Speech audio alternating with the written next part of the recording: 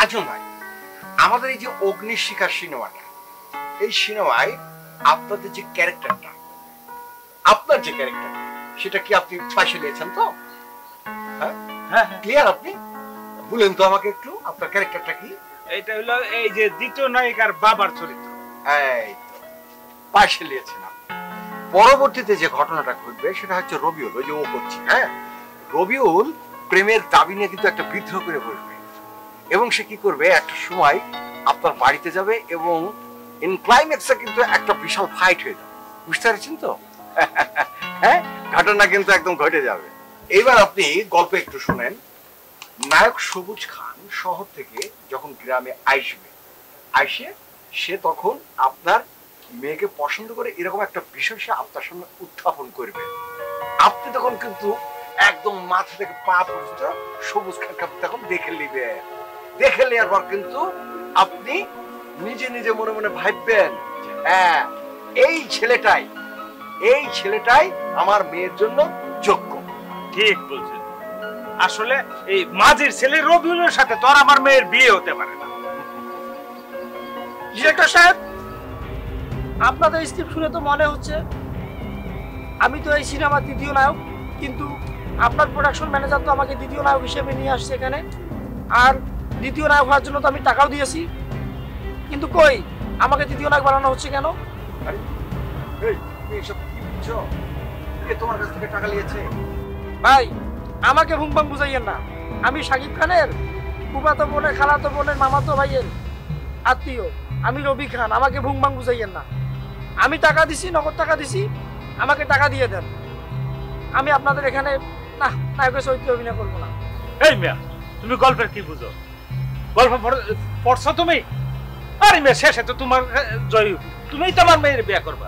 ভাই, আমি কয়ে দিতেছি, আজকে যদি আমি দ্বিতীয় নায়কের কোনো পার্ট না পাই, তাহলে আমি রবি খান বলে দিচ্ছি, আজকে কিন্তু তুমুল একটা কাণ্ড ঘটিয়ে দেবো। কিন্তু বিষয়টা মাথায় রাখিয়ে। এই ভাই, এই আপনি জানতো যে আপনাকে কল দিয়েছে আর আপনি যাকে টাকা দিয়েছেন, আপনি তার কাছে গিয়ে আপনার পার্টটা বুঝে নেন। হ্যাঁ, আমার কাছে বুঝি প্যান করেন না। আমি একটা ইম্পর্টেন্ট ক্যারেক্টার বুঝাচ্ছি, এর মধ্যে আপনি প্যান করছেন। আবার সেই লোকটা যে বলছে যে আপনি সেকেন্ড নায়ক, আপনি একটা সময় জিতে যাবেন, তারপর আপনি পাশতে যাচ্ছেন, আবার বলছেন যে আপনি শাকিব খানের অতীব কাছের একজন। জানতো, যান, ডিস্টার্ব করেন না। আজকে আমি সব শেষ করে দেবো, আজকে একটা তুলকালাম কাণ্ড ঘটিয়ে দেবো আমি। এ তো মহা যন্ত্রণার মধ্যে পড়লাম। ওই মামুর বেটা, এই পাগল ছাগল তুই কেন এসেছিস? সে তো স্ক্রিপ্টই বোঝে না। আরে ভাই, সে তো বললো যে তুমি জিতবা এই সিনেমায়, তুমি বুঝতে পারছো না। আচ্ছা ঠিক আছে ভাই, তোমাকে এখন আমি বুঝাইতে পারবো না, তোমাকে আমি বুঝাচ্ছি। তুমি যে দ্বিতীয় নায়ক সেটা আমি তোমাকে বুঝাচ্ছি, তুমি এখন একটু দয়া করে যাও তো, যাও। আর তা না হলে যে তোমাকে নিয়ে এসে তার কাছ থেকে তুমি ক্যারেক্টার বুঝে নেবে, যাও। এখন আমি একটা ইম্পর্টেন্ট সিন বুঝাচ্ছি। ঠিক আছে, বিষয়টা মাথায় রাখবেন। আমি নায়ক রবি খান, রবি খানই যাতে থাকে। আসসালামু আলাইকুম। পাগল ছাগল নিয়ে তো আমি মহা যন্ত্রণার মধ্যে পড়লাম। আচ্ছা, এই ডিরেক্টর সাহেব, হ্যাঁ, এই যে মারামারির সিনটা, হ্যাঁ, এটা বাদ দেওয়া যায় না। আসলে ব্যাপার হয়েছে কি, আমি তো মঞ্চে অভিনয় করছি, এই যে তলোয়ারদের যুদ্ধ এইটা পারবো, কিন্তু এই যে ঘুষি মারা, ইয়া করা, মানে এই আমি করছি না। আচ্ছা, মারামারির যুদ্ধ বাদ দেওয়া যায় না। এত টেনশন লেছেন কেন? আপনাকে কে বলছে যে এত টেনশন নিতে? হ্যাঁ, আপনি করেছেন মঞ্চে, আমি বানাচ্ছি সিনেমায় কিভাবে মারামারি করতে হবে কি না করতে হবে সেটা তো আমি জানি, তাই না? সবকিছু যদি আগেই বুঝে ফেলেন রে ভাই, তাহলে তো ডিরেক্টর আপনি হতেন, ডিরেক্টর আমি হতাম না। এখানে আমার ফাইট ডিরেক্টর আছে, সেই ফাইট ডিরেক্টর যা করার আপনাকে করবে। আপনাকে তো ফাইট মানে কি বুঝেন? সিনেমার যত মারামারি দেখেন এগুলো কি জানেন? ফলস। একটা মায়েরও কিন্তু কারো শরীরে লাগে না। এই যে এদিক দিয়ে চলে যায়, ঢিস করে একটা শব্দ হয়, মনে হয় যেন কি মাইর টানা দিয়ে দিল। আবার দেখেন না যে উড়ে চলে যায়, আপনাকে ওইভাবে উড়িয়ে নেওয়া হবে। আপনাকে এখানে বেড বেঁধে সুন্দর করে একদম পাই করে ছেড়ে দেওয়া হবে, একদম আপনার পাটা যে কানের কাছে থাকবে, দেখা যাবে কি যে ঠাই করে আপনি একটা লাথি মেরে দিয়েছেন। এইগুলো টেনশন আপনি নিবেন না। আমি সবসময় বলি যে টেনশন লেনেগা নেই, টেনশন দেনেগা না, মানে টেনশন দেনেগা নেই, টেনশন লেনেগা। তারপরেও আপনারা মানে টেনশন সবসময় নিতেই থাকেন। এই সব টেনশন তো আমার, এগুলো নিয়ে আপনি চিন্তা করবেন না ভাই। যখন যেভাবে বলবো সেভাবে কাজ করবেন, ঠিক আছে? হ্যাঁ, এখন আপনি আপনার চরিত্রটা পাইতে পেরেছেন তো? হ্যাঁ হ্যাঁ হ্যাঁ, আপনি আপনার চরিত্রটা নিয়ে খালি ভাবেন যে আপনি সেকেন্ড র্যাঙ্কার পাপ, ঠিক আছে? আপনার চোখে মুখে আপনার চাল চলনে সবসময় ওরকম একটা পাপ পাপ পাপ পাপ ব্যাপার রাখবে, ঠিক আছে? আচ্ছা তাহলে থাকেন, আমি একটু দেখছি। হ্যাঁ, একটু সামনে যাই। ওফ, অস্থির হয়ে গেলাম। আমরা তো তলোয়ার দিয়ে কি যুদ্ধ করছি, এরকম তলোয়ার দিয়ে যুদ্ধ দিলে মোটামুটি খারাপ হতো। দেয়া যাক, বুঝায় পারি কিনা। ম্যানেজার সাহেব, আমার সাথে কিন্তু ফাইটিং এর লোক 10 জন আছে, ওদের যেন খাবার দাবার সব ঠিক থাকে। ওরে বাবারে, কারণ আলী অকারণে বাজায় না তালি। ভাই রে, আমি তো জানি আপনার সাথে এফডিসি থেকে 10 জন ফাইটার আসছে, আপনি ফাইট ডিরেক্টর মুসলিম খান, আমি তো আপনারা চিনি, এ নিয়ে কোনো সমস্যা নাই। আপনার ফাইটের লোকজনের জন্য আমি আজকে স্পেশাল খাবার রাখছি, কবুতরের মাংস ফ্রাই। কোনো প্রকার যেন ভেজাল না হয়, যদি ভেজাল হয় তাহলে কিন্তু খবর আছে ম্যানেজার সাহেব। কোনো ভেজাল নাই ভাই, কোনো ভেজাল নাই, আপনি কোনো টেনশনই করবেন না, ঠিক আছে? ঠিক আছে। আর ভাই, ফাইটের সময় যেই নায়কের বলবো একটা গুতা বেশি দিতে দিয়ে দিবেন, আমার অনেকের উপর রাগ আছে। গুতা না, আর একদম মাইরা চাপা দাঁত খোলা ফেলামু। আরে না না, তাহলে তো আমার প্রডিউসারের টাকা লস হবে, আমারই তো আবার হসপিটালে নিতে হবে ভাই, এমনি অনেক প্যারার ভিতরে আছি রে ভাই। আপনি যদি কেউ খেয়াল থাকে ম্যানেজার সাহেব। আরে বাবা রে বাবা, টপ নায়ক রবি খান চলে আসে, সুস্বাগতম বস, কি খবর? আরে দেখো তোমার সুস্বাগতম। ম্যানেজার কারণ আলী আজকে সারাদিন কয়টা সিন নামলো? আরে বস কি বলেন, সিন কেমনে নামবে, কারণ আলী অকারণে বাজায় না তালি, সগর বগর লাগে গেছে রে ভাই, এখনো তো ফিটা কাইটা উদ্বোধন করে নেই, প্রডিউসারের এমনি হট টেম্পার হয়ে আছে। 12টা বেজে গেছে, এখনো শুটিং শুরু করো নাই। প্রডিউসার আদিশ সাহেব যদি জানে তাহলে প্যাকআপ কিন্তু ঢাকা চলে যাবে গা। এই হিরো, শুটিং এর কটা সিন নামলো না নামলো সেই হিসাব কর, তোমার দরকার নাই, তুমি সিন করে দাও, সেই হিসাব তুমি করো। এরে ভাই, আপনি কি বলতেছেন? আমি এই সিনেমার হিরো, আপনি আমার সাথে সাবধানে কথা বলেন, এভাবে কথা বলতেছেন কেন? মুসলিম খান ভাই, হয়েছে কি, ইনি আমাদের সিনেমার তৃতীয় হিরোইনের নাম রবি খান। কিন্তু আমার তো মনে হইতাছে ওই সিনেমা বেশি টিকবো না, কারণ ও তো বেশি পাকনামি করে, অতিরিক্ত ভাল পাকনামি করে ওই। এই যে ভাই, ওটা কিন্তু সাবধানে কর, আমি শাকিব খানের ফুফাতো বোনের খালাতো ভাইয়ের মামাতো ভাইয়ের আত্মীয়, আমার নাম হচ্ছে নায়ক রবি খান।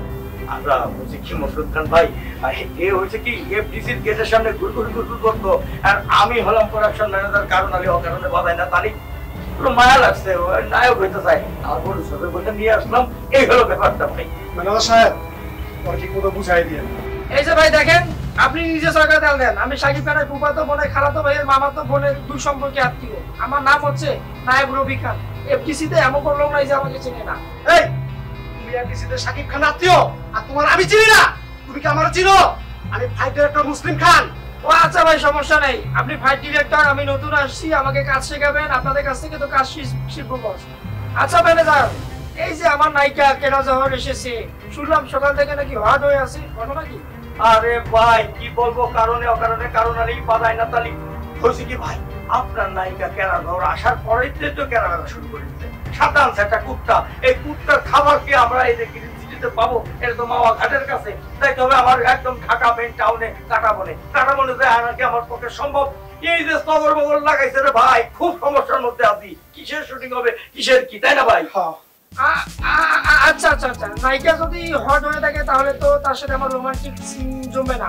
তুমি একটা কাজ করো ভাই, টাকা পয়সা লাগলে আমি দেবো, নো প্রবলেম, কিন্তু তুমি একটু ঠান্ডা করো নায়িকাকে, আর তারপর আমি শিখে যাচ্ছি। ওকে ভাই, আরো তো কি ঝামেলার মধ্যে রাখছে সে, এই আপনার কেরা ধর সাইড হিরো আছে না সবুজ খান, তারে একটা পাউলির মধ্যে রাখছে, রাখার পরে রাগ করে দেখি এটাকে গাড়ি নিয়ে চলে গেছে সবুজ খান। আরে ভাই, এখন ইউনিটের কি অবস্থা হবে আমি নিজেই বুঝতেছি না। আরো কত ঝামেলা, গতকালকে কি করছে আমাদের যে সুচিত্রা সেনের মা অলকা সেন আমার 12 পদের খাবার দিয়ে নাস্তা আনতে বলছে, তারটাও তো আনতে পারি নাই, সেও একটা সগর বগর পাঠাইছে, আর আজকে তো এই যে কেরা ধরে যে কেরামি, আমার ভাই অবস্থা বহুত খারাপ। আচ্ছা আচ্ছা আচ্ছা আচ্ছা, ঠিক আছে, আমি আগে ডিরেক্টরের সাথে কথা বলবো, তারপর সোজা যাবো। এই যে উদয়মান হিরো, ফাইটিং এর সময় মনে রাখবেন, আমি আপনার এই সবাই ঘুষা মারুম, ওই সবাই গিয়ে রাখবো, আবার এই সবাই ঘুষা মারুম, এই সবাই গিয়ে রাখবো, মনে রাখবেন, কারণ আমি আমার ফিল্মে ওই যে সাকিব খান আছে না, সাকিব খান কিন্তু আমার থেকে ফাইট শিখছে, আর আমার থেকে অনেক মাইর খাইছে। ভাই, আমি সাকিব খানের ফুফাতো বোনের খালাতো ভাইয়ের মামাতো বোনের আত্মীয়, আমি আপনাদের এখানে আসছি ভাই, আমরা তো যেহেতু সাকিব খান ভাইকে আপনি চেনেন, তাহলে তো আমাকেও চেনার কথা, আমি এফডিসি যাওয়া আশা করি, যাই হোক কোনো সমস্যা নাই, আপনি আমাকে সুন্দর করে শেখাবেন বড় ভাই। ঠিক আছে, কোনো অসুবিধা নাই বস, তাহলে আপনি যে একটু বসেন, আমি বাইরে একটু নাস্তা করে আসি। যাবো তো হয়, আমার নাকি কেনা যখন আসছে তো না। ওরে বাবা আসছে, মেকআপ কমপ্লিট, কিন্তু ক্যামেরা লাগাই দিছে। আপনার আমি পরে বলতেছি। কুকুর নিয়ে এসে তো কুকুরের সঙ্গে বগর করতেছে। রাম বস না, আমার সিনটা তুমি তো নিও। হ্যাঁ আরে ভাই মুসলিম খান হয়েছে কি, নতুন হিরোর আর বেশি প্যারা দেয় রে ভাই। যাক অসুবিধা নাই, আপনি চলেন, আপনার একটু ক্রিম লিস খাওয়াই দিই। আপনি একটু দাদা থাকলে তো আমাদের শুটিং এর সিনটা ক্লিয়ার হবে। আজকে তো ফাইটার সিন। চলেন চলেন ভাই। আরে ভাই দাদা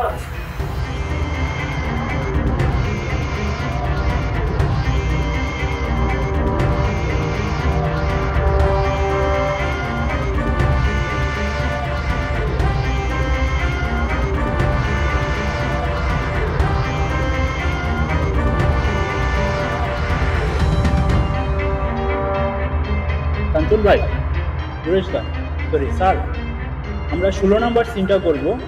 তো 16 নম্বর সিনটা আপনাদের ব্রিফ করি। আচ্ছা, 16 নম্বর সিনে কাঞ্চন ভাইয়ের ছেলে আমাদের হিরো আগুন আপনার বোন গৌরীকে ডিস্টার্ব করে কলেজে যাতায়াতের পথে। এই বিষয়টা নিয়ে আপনি খুব ক্ষেপে আছেন, খুব রাগান্বিত হয়ে আপনি ওনার বাসায় আসলেন। আসার পরে কাঞ্চন ভাই হইতেছে আপনার এগেনস্টে রিয়েক্ট করতেছে। আপনার এটা নিয়ে আসছেন, এটা মানতেছেন আপনার অবজেকশনটা। তো দেন আপনি ওনার রিয়েক্টের সাথে সাথে আপনিও রিয়েক্ট করছেন, আপনার মেজাজ হারায়া তারপরে আপনি ফ্রেম আউট হবেন। এই পর্যন্ত আমরা প্রথমে সিনটা যাব, তারপরে আমরা কাটে কাটা আগাবো। আচ্ছা ভাই, উনি নায়কের বাবা তাই তো? আপনি যে ওনাকে কাস্টিংটা দিচ্ছেন, দেখেন ওনার কোনো ভাষা জ্ঞান আছে, কোনো উচ্চারণ ঠিক আছে, একটা লাইন ঠিক মতো বলতে পারে। আপনি যারে তারে ধৈর্যাই না বসাই দিলেন উনি নায়ক, উনি নায়িকা, উনি নায়কের বাবা।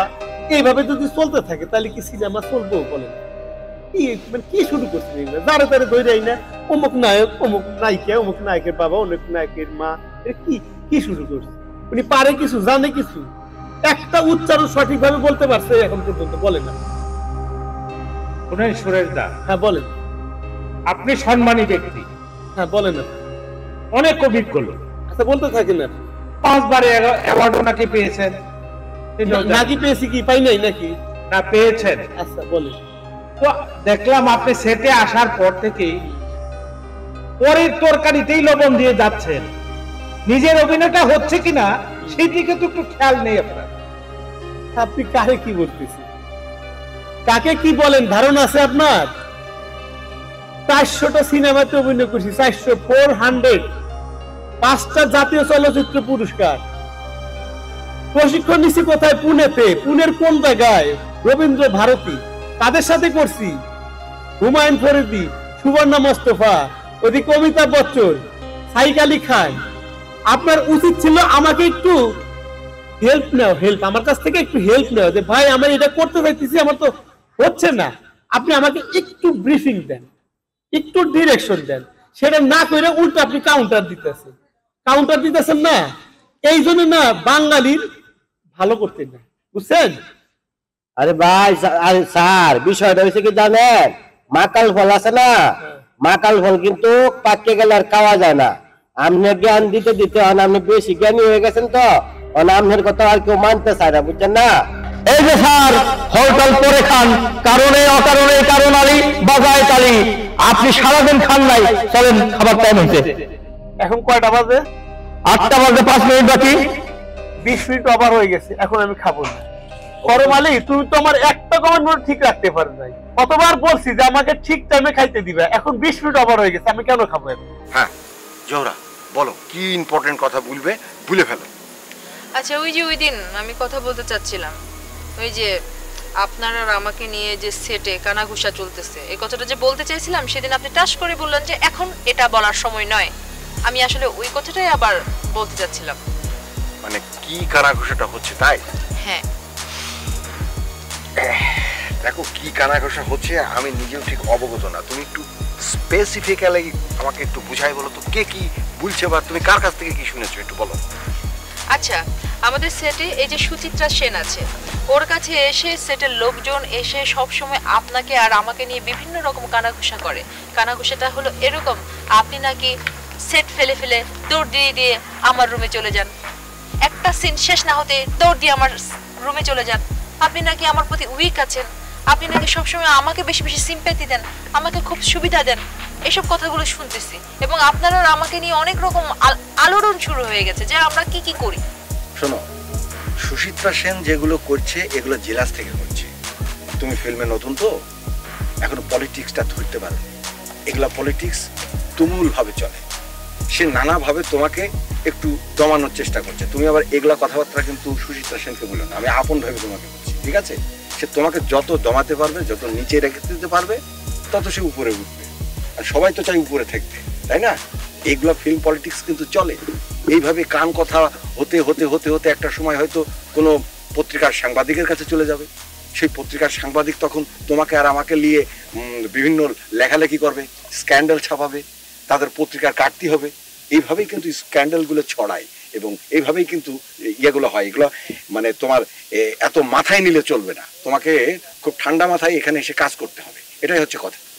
আচ্ছা, তা না হয় বাদ দিলাম, তাহলে ওই যে তালিব আলী কাকা, ওই যে সুচিত্রা সেনের আম্মা, ওনার সাথে যে আবার ওই যে বেশি কথা বলে, যায় আসে, খুব একটা আলাদা আলাদা প্রেম প্রীতি মার্কা কথা বলে, এই যে প্রেমের জলে সিক্ত থাকে, এটা আবার কি? আসলে আপনার সেটে কি সবাই শুধু এই প্রেম করতে করতে করতে করতে প্রেমের সাগরে ভাসায় দিচ্ছে নাকি আপনার সেটের সবাই? কেন, প্রেম কি খারাপ নাকি? বেচারার বয়স হয়েছে বলে কি সে প্রেম করতে পারবে না? হ্যাঁ, তারও তো ইচ্ছা হতে পারে, কিন্তু মূল ব্যাপারটা কি শুনবা? এত সিরিয়াস হওয়ার কিছু নেই। আসলে লোকটা গ্রামে থাকে, গ্রাম থেকে এসেছে, সে যাত্রা করতো, আমি তাকে ডেকেছি। হয়তো এখানে এসে নিত্য নতুন তোমাদের মতো সুন্দরী মেয়েদেরকে দেখে তার মনের কোণে হয়তো কিছু একটা উকি দিচ্ছে, এটা হতে পারে। মানুষের মন তো এরকমই, তাই না? তুমি কি তোমার মনকে কখনো চিনতে পেরেছো? আমি তো আমার মনকে কখনো চিনতে পারিনি। তোমার মনে এক এক সময় এক এক রকম ছবি আঁকে না, মানে এক এক রকম বিষয় এসে হাজির হয় না? হয় না বলো, হয় না? এটাই হয়েছে। এটা ধরো এখন শুটিং এ আছে, হয়তো এরকম একটু হতে পারে। অবশ্যই এটাও আমি নিষেধ করে দিয়েছি। এরপর শুটিং যখন শেষ হয়ে যাবে, উনি যখন বাড়িতে চলে যাবে, বিলকুল সব ভুলে যাবে, out of sight, out of mind. আমার মতো একজন স্টার আর্টিস্টের সাথে কাজ করছেন, তাও আপনারা এইভাবে তার সাথে রোমান্টিকতা করার জন্য আমাকে আলাদা যেতে বলছেন। আমাকে নাকি বানিয়েছি দ্বিতীয় নায়িকা। ওকে আমি টাকা দিয়ে তোমাকে আমি ধরা খেয়ে আসি, এখন আমি যদি কোনো ব্যবস্থা করি বা কোনো শিক্ষা দেই, এই ব্যাটা তো আমাকে বারবার ভয় দেখায়। এই রাতের যদি না খান আপনি তো চিৎকার করবেন, পরে এই কারণে কারণ আমি বাজার পানি আপনার হসপিটাল আমার দৌড়াতে হবে, ইউনিটের সমস্যা হবে। তোমার মতো দুর্বল শরীর আমার না, বুঝছো? কি সিন করবো না করবো সেটা আমাদের ব্যাপার, তাকে কি ডিসিশন নিতে হবে যে সে কোন সিন করবে? এগুলো কি শুরু হয়েছে রে ভাই? আর আমি তো দেখছি ওনাদের মতো আপনি জুটি বেঁধে প্রেমও করছেন, ডেটিংও করছেন। না, বিষয়টা তো অবশ্যই লজ্জার। মহানায়ক উত্তম কুমার, তোমাকে আমি বাদর নাচ নাচাবো।